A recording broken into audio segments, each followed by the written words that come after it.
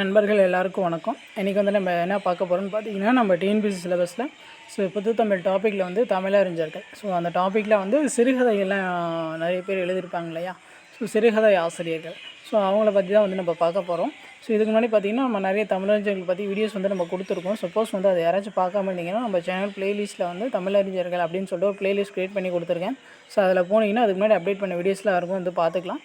எனக்கு வந்து நம்ம யாரை பற்றி பார்க்க போகிறோம்னு பார்த்தீங்கன்னா, நான் பிச்சமூர்த்தி, சீசு செல்லப்பா. இவங்க 2 பேரை பற்றி வந்து நம்ம நியூ புக், ஓல்டு புக் 2 புக்கும் வந்து நம்ம கம்பைல் பண்ணி மொத்தமாக வந்து முக்கியமான இன்ஃபர்மேஷன் எல்லாமே வந்து இந்த ஒரே வீடியோவிலே வந்து நம்ம கொடுக்க போகிறோம். இந்த வீடியோஸ் வந்து நீங்கள் ஃபுல்லாக பாருங்கள். இப்போ நான் பிச்சமூர்த்தி, சீசு செல்லப்பாவை பற்றி எல்லாமே வந்து இந்த ஒரே வீடியோவிலே வந்து கவர் ஆயிரும். சரிங்களா? இப்போ தான் வந்து நம்ம சேனல் வந்து ஃபஸ்ட் டைம் பார்க்குறீங்கன்னா கொஞ்சம் சப்ஸ்கிரைப் பண்ணுங்கள், சப்போர்ட் பண்ணுங்கள், ஃப்ரெண்ட்ஸ்க்கு வந்து ஷேர் பண்ணுங்கள். சரி வாங்க பார்க்கலாம். இப்போ நான் பிச்சமூர்த்தி பற்றி நம்ம ஃபஸ்ட்டு வந்து பார்க்கலாம். அவருடைய இயற்பெயர் என்னென்னு பார்த்தீங்கன்னா வேங்கட மகாலிங்கம். அவருடைய புனைப்பெயர் தான் வந்து நான் பிச்சமூர்த்தி. சரிங்களா? இந்த அவருடைய இயற்பெயர் வந்து அடிக்கடி எக்ஸாமில் வந்து கேட்டிருக்காங்க. நான் பிச்சமூர்த்தி பிறந்த ஊர் எதுன்னு பார்த்தீங்கன்னா கும்பகோணம். எங்கே இருக்குன்னு பார்த்தீங்கன்னா தஞ்சாவூர் மாவட்டத்தில் வந்து இருக்குது. அவருடைய பெற்றோர்லாம் பாருங்கள், நடேச தீட்சிதர், காமாட்சி அம்மாள். அவருடைய பெற்றோர். இவர் பார்த்தீங்கன்னா நான் பிச்சமூர்த்தி வந்து வழக்கறிஞராக வந்து இருந்திருப்பார். எந்த காலகட்டம்னு பார்த்துக்கோங்க, 1924லேருந்து 1938 வரைக்கும் வழக்கறிஞராக வந்து இருந்திருப்பார். அதுக்கப்புறம் பார்த்தீங்கன்னா 1938லேருந்து 1954 வரைக்கும் கோவில் நிர்வாக அலுவலராக வந்து பணியாற்றியிருப்பார். அவர் வாழ்ந்த காலம் பாருங்கள், 15/8/1900 முதல் 4/12/1976 வரைக்கும் வாழ்ந்திருக்காரு. அவருடைய எழுத்து பணிகள்லாம் பாருங்கள். அவர் பார்த்தீங்கன்னா கதைகள் வந்து எழுதுவார். மரபு கவிதைகள் வந்து எழுதுவார். புது கவிதைகள்லாம் எழுதுவார். ப்ளஸ் வந்து ஓரங்க நாடகங்கள்லாம் வந்து எழுதுவார். ஆல்ரெடி கேட்டிருக்காங்க, ஓரங்க நாடகங்கள்லாம் வந்து யார் வந்து படைப்பா அதை மாதிரி கேட்டிருக்காங்க. நான் பிச்சமூர்த்தி. அவருடைய இதழ்கள்லாம் பாருங்கள். அவர் துணை ஆசிரியராக பணியாற்றி இதழ்கள்லாம் கொடுத்துருக்காங்க. அனுமான், நவ இந்தியா. இது 2 இதழ்லும் பார்த்தீங்கன்னா துணை ஆசிரியராக வந்து பணியாற்றியிருப்பார். அவருடைய புனைப்பெயர்லாம் கொடுத்துருக்காங்க பாருங்கள். பிஹி ரேவதி. இந்த 2 புனைப்பெயரில் வந்து நிறைய கவிதைகள்லாம் வந்து எழுதியிருப்பார். கரெக்டாக பார்த்துக்கோங்க. இதழ்கள் என்னென்னு பார்த்துக்கோங்க, புனைப்பெயர் என்னென்னு பார்த்துக்கோங்க. அவருடைய சிறப்புகள்லாம் கொடுத்துருக்காங்க பாருங்கள்.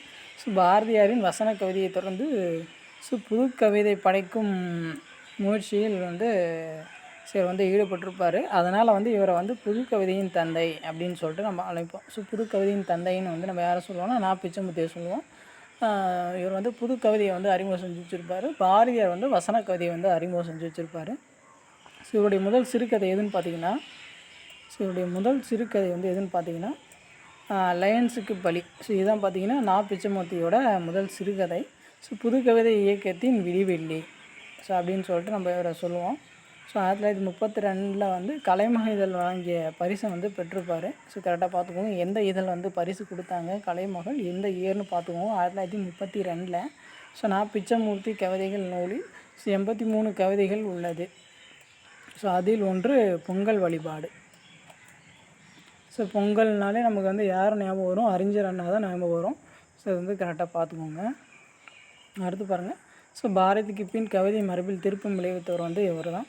ஏன்னா பாரதியார் வந்து வசன கவிதை அறிமுகம் செஞ்சுருப்பார். இவர் வந்து புது கவிதையை வந்து அறிமுகம் செஞ்சு வச்சுருப்பார். 1934 வந்து மணிக்கொடி இதழில் வந்து காதல் என்னும் தலைப்பில் வந்து அவருடைய முதல் கவிதையை வந்து எழுதியிருப்பார். கரெக்டாக பார்த்துக்கோங்க. 1934 மணிக்கொடி இதழில் வந்து எந்த தலைப்புன்னு பார்த்துக்கோங்க, காதல். அந்த தலைப்பில் வந்து முதல் கவிதையை வந்து எழுதியிருப்பார். இவரது புதுக்குறள் என்ற கவிதை தொகுப்பு தான் தமிழில் முதலாக வந்த கவிதை தொகுப்பு அப்படின்னு சொல்கிறாங்க. அடுத்து பாருங்கள், புது கவிதை இரட்டையர் நான் பிச்சமூர்த்தி. புது கவிதையின் இரட்டையர் வந்து யாரெல்லாம் சொல்கிறோன்னு சொல்லிட்டு பார்த்துக்கோங்க. நான் பிச்சமூர்த்தியும் கூப்பா ராஜகோபாலன், இவங்க 2 பேரையும் வந்து புது கவிதையின் இரட்டையர் அப்படின்னு சொல்லிட்டு நம்ம சொல்கிறோம். இவர்களை புகழ்ந்து பாடியிருப்பார் யாருன்னு பார்த்தீங்கன்னா வள்ளிக்கண்ணன் தான் வந்து புகழ்ந்து பாடியிருப்பார். அவர் ஒரு புக்கில் வந்து சொல்லியிருப்பார், புது கவிதையின் தோற்றமும் வளர்ச்சியும். அந்த புக்கில் வந்து இவங்க 2 பேர்த்தையும் புகழ்ந்து வந்து அவர் சொல்லியிருப்பார். அடுத்து பாருங்கள், இயற்கையையும் வாழ்க்கை அனுபவங்களையும் இணைத்து அறிவு தெளிவுடன் நல்வகையான மெய்யியல் உண்மைகளை காணும் முயற்சிகளே பிச்சமூர்த்தியின் கவிதைகள் ஏன்னா புதுக்கவிதையின் தோற்றமும் வளர்ச்சியும் பற்றி வள்ளிக்கிழான் வந்து அந்த நூலில் வந்து சொல்லியிருப்பார். ஸோ நல்வகையான. அடுத்து பாருங்கள். ஸோ 1933 முள்ளும் ரோசாவும் இந்த படைப்புக்காக வந்து கலைமகள் பரிசு வந்து வாங்கியிருப்பார். 1937 வந்து கிளிக்கூண்டு இதில் வந்து தினக்கதிரில் வெளிவந்தது. அடுத்து பாருங்கள். 1962 கட்டவாத்து அந்த படைப்பு வந்து படைச்சிருப்பா. அதில் பார்த்தீங்கன்னா 35 கவிதைகள் வந்து இடம்பெற்றிருக்கும். அடுத்து பாருங்கள். அகலிகை கதைக்கு புத்துயிர் கொடுத்துருப்பார். ஸோ அதை பற்றி உயிர் மகள் அந்த படைப்பில் வந்து சொல்லியிருப்பார். ஸோ பாரதி காட்சி என்ற பாடல் மூலம் வசன கவிதையை தொடங்கி புதுக்கவிதை இயக்கம் தோற்றி வச்சுருப்பார். ஸோ அடுத்து பாருங்கள். அவருடைய நூல்கள்லாம் வந்து கொடுத்துருக்காங்க பாருங்கள். ஸோ காட்டுவாத்து, வழித்துணை, கிளிக்குஞ்சு, புதுக்குறள், ஐசிஎஸ், கிளிக்கூண்டு, ஸோ முள்ளும் ரோஜாவும், பூக்காரி, ஊர்க்குருவி, குடும்ப ரகசியம், புதுமை பெண், ஆசையும் அவளும், அக்பரும் தான்கேனும், காக்கையும் கிளியும், விசாரணை, கனி உயிர் மகள். ஸோ இதெல்லாமே பார்த்திங்கன்னா பிச்சமூர்த்தியோட படைப்பு தான். ஸோ இந்த விசாரணை இந்த புதினத்தை வச்சு வந்து வெற்றிமாறன் வந்து படமே எடுத்திருப்பார். ஸோ அடுத்து வந்து நம்ம யாரை பற்றி பார்க்கலான்னு பார்த்தீங்கன்னா சீசு செல்லப்பா. ஸோ அவரை பற்றி வந்து பார்க்கலாம். ஸோ அவருடைய காலம் பார்த்திங்கன்னா 1912 முதல் 1998 வரை.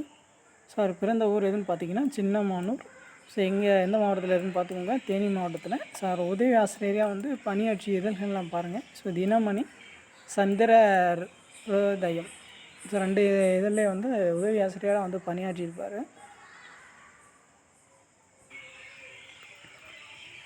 அவருடைய சிறப்புகள்லாம் கொடுத்துருக்காங்க பாருங்கள். சிறுகதை, புதினம், வசனம், கவிதை, மொழிபெயர்ப்பு போன்றவற்றில் பங்களிப்பு வந்து நிறைய செஞ்சுருப்பார். ஸோ எழுத்து என்னும் இதழை வந்து தொடங்கியிருப்பார். ஸோ கரெக்டாக பார்த்துக்கோங்க. எழுத்து என்னும் இதழை தொடங்கினது வந்து யாருன்னு ஆல்ரெடி நிறைய டைம் கேட்டிருக்காங்க. சீசு செல்லப்பா. ஸோ நவீன தமிழ் இலக்கிய மறுமலர்ச்சிக்கு வித்துட்ருப்பார். அடுத்து பார்த்திங்கன்னா இது காலமோகினி என்னும் ஸோ இதழுக்கு பதிலாக வந்து அதை வந்து தொடங்கியிருப்பாங்க. ஸோ காலமோகினி அந்த இதழுக்கு பதிலாக தான் வந்து ஸோ அந்த இதழை வந்து தொடங்கியிருப்பார். சந்திர சங்கு இதழில் எழுத தொடங்கி மணிக்கொடி இதழ் மூலம் புகழ் பெற்றார். ஸோ அடுத்து பாருங்கள். அவருடைய படைப்புகள்லாம் பாருங்கள். ஸோ வாடியோ வாசல், சுதந்திர தாகம், ஜீவன் அம்சம், PS ராமையாவின் சிறுகதை பணி, தமிழ் சிறுகதை பிறக்கிறது, 60, சத்யாகிரிகி, முறைப்பெண், ஸோ மாற்று இதயம், ஸோ இன்று நீ இருந்தால், ஸோ மணல் வீடு, சரசாவின் பொம்மைகள் வெள்ளை. ஸோ எல்லாமே பார்த்திங்கன்னா அவருடைய படைப்புகள். ஸோ பார்த்திங்கன்னா தமிழ் சிறு பத்திரிகை இதழ்களின் முன்னோடி அப்படின்னு சொல்லிட்டு அவர் தொடங்கிய எழுத்து இதழை வந்து நம்ம சொல்லுவோம். தமிழ் சிறு பத்திரிகை இதழ்களின் முன்னோடியாக திகழ்ந்த இதழ் வந்து எதுன்னு கேட்கலாம். ஸோ எழுத்து புதுக்குறள் இந்த படைப்பு வந்து பார்த்திங்கன்னா பிச்சமூர்த்தி அவருடைய கவிதையில் தான் வந்து அந்த தலைப்பு வந்து இடம்பெற்றிருக்கும். ஸோ அது பார்த்திங்கன்னா ஸோ 1947 வந்து 1947லேருந்து 1953க்கும் தினமணி இருக்கு இல்லையா, ஸோ தினமணி இதில் வந்து பணி புரிஞ்சிருப்பார். ஸோ 2001 வந்து சாகித்ய அகாடமி விருது வாங்கியிருப்பார். எந்த படைப்புக்காகவும் பார்த்துக்கோங்க, சுதந்திர தாகம். ஸோ இந்த படைப்புக்காக வந்து 2001 வந்து சாகித்ய அகாடமி விருது வாங்கியிருப்பார். ஸோ அவருடைய புது கவிதைகள்லாம் பாருங்கள். ஸோ மரபு கவிதையின் யாப்பு பிடியிலிருந்து விடுபட்ட கவிதைகள் தான் வந்து புது கவிதை அப்படின்னு சொல்கிறோம். புது கவிதையை இலகு கவிதை, கட்டற்ற கவிதை, விலங்குகள் நிலா கவிதை, கட்டுக்கள் அடங்காத கவிதை என்பார் அப்படின்னு சொல்லி அவர் புகழ்ந்திருப்பார். ஸோ அடுத்து பாருங்கள். விரிந்தே தானும் புதுவதை கிளர்ந்த யாப்பின் மேற்றே தொல்காப்பின் அப்படின்னு சொல்லி பாடியிருப்பார். முதலில் புது கவிதை எழுதியவர் வந்து யாருன்னு பார்த்தீங்கன்னா வால்ட் விட்மன். அவர் எந்த இதழில் எழுதியிருப்பார்னு பார்த்தீங்கன்னா புள்ளின் இதழ்கள். ஸோ அந்த இதழில் தான் வந்து எழுதியிருப்பார் புது கவிதையை. ஸோ இது பார்த்தீங்கன்னா பாரதியார் வந்து இவரை ஃபாலோ பண்ணி வந்து வசன கவிதையை வந்து எழுதியிருப்பார். ஸோ அடுத்து பாருங்கள். பாரதி எழுதிய புது கவிதை காட்சி என்ற தலைப்பில் வந்தது. ஸோ பாரதியார் எழுதிய புதுக்கவிதை வந்து காட்சி என்னும் தலைப்பில் வந்து வெளியே வந்திருக்கும். ஸோ தமிழ் புதுக்கவிதை எழுதியவர்கள் வந்து யாருன்னு கொடுத்துருக்காங்க பாருங்கள். பிச்சமுத்து, புதுமை பித்தன், கூப்பா ராஜகோபாலன், கானா சுப்பிரமணியம். ஸோ எல்லாமே பார்த்திங்கன்னா தமிழில் வந்து புதுக்கவிதை வந்து எழுதியிருப்பாங்க. மேலும் புதுக்கவிதை பாடுவதில் வெற்றி பெற்றவர்கள் வந்து யாரான்னு பார்த்தீங்கன்னா காமராசன், மீரா, அப்புறம் சிற்பி பாலசுப்ரமணியம், வாலி, இன்குலாப், மேத்தா, ஸோ வைரமுத்து, அப்துல் ரகுமான், ஈரோடு தமிழன்பன். ஸோ எல்லாமே பார்த்திங்கன்னா புது கவிதை வந்து ஸோ நல்லா வந்து படிப்பாங்க. புது கவிதையில் வந்து நிறைய எழுதுவாங்க. ரொம்ப புகழ்பெற்றவங்க. நம்ம வைரமுத்தினாலே நமக்கு தெரியும். அடுத்து பாருங்கள், கோவை வானம்பாடி இயக்கம் வருகைக்கு பின்னர் சமுதாயம் ஏற்றுக்கொள்ளும் ஒரு இலக்கியமாக புதுக்கவிதை மாறியது. ஸோ அவர்களுள் புவியரசு, கங்கை கொண்டான், சிற்பி, தமிழ்நாடன், அக்னிபுத்திரன், சக்திகனல், ரவீந்திரன், ஞானி, பா. ஜெயப்பிரகாசம், பிரபஞ்சன், பாலா, கே. ராஜாராம். ஸோ இதெல்லாமே பார்த்திங்கன்னா இந்த கோவை வானம்பாடி இயக்கம், ஸோ அந்த இயக்கத்தில் வந்து இருந்திருப்பாங்க.